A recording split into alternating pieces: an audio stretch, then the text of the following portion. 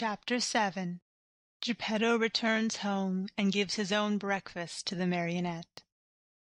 The poor marionette, who was still half asleep, had not yet found out that his 2 feet were burned and gone.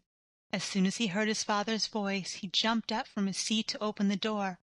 But, as he did so, he staggered and fell headlong to the floor.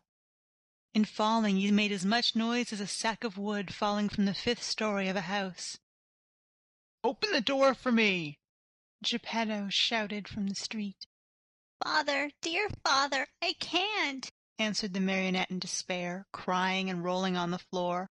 "Why can't you?" "Because someone has eaten my feet." "And who has eaten them?"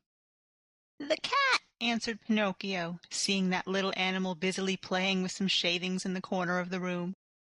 "Open, I say," repeated Gepetto, "or I'll give you a sound whipping when I get in." "Father, believe me, I can't stand up. Oh dear, I shall have to walk on my knees all my life." Gepetto, thinking that all these tears and cries were only other pranks of the marionette, climbed up the side of the house and went in through the window.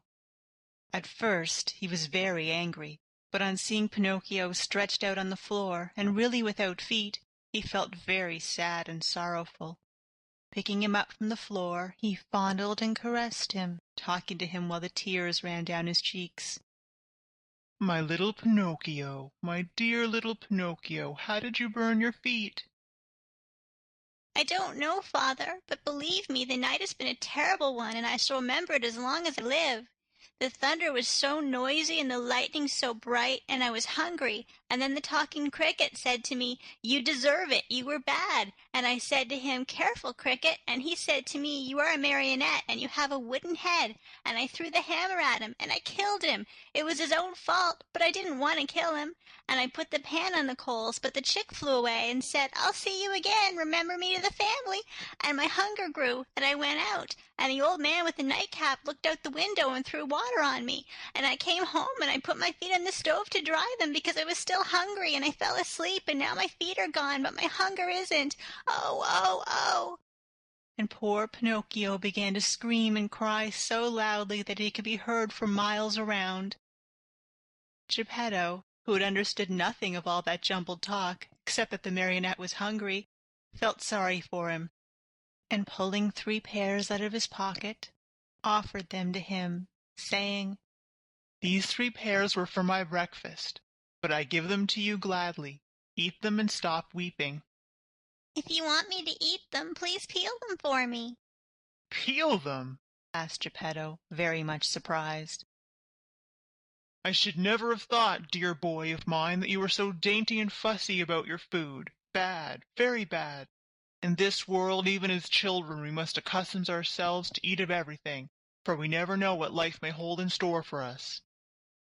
"You may be right," answered Pinocchio, "but I will not eat the pears if they are not peeled. I don't like them." and good old Gepetto took out a knife, peeled the 3 pears, and put the skins on a row on the table. Pinocchio ate 1 pear in a twinkling and started to throw the core away, but Gepetto held his arm. "Oh, no, don't throw it away. Everything in this world may be of some use." "But the core I will not eat," cried Pinocchio in an angry tone. "Who knows?" repeated Gepetto calmly, and later the 3 cores were placed on the table next to the skins. Pinocchio had eaten the 3 pears, or rather, devoured them. Then he yawned deeply and wailed, "I'm still hungry." "But I have no more to give you." "Really? Nothing? Nothing?" "I have only these 3 cores and these skins." "Very well, then," said Pinocchio.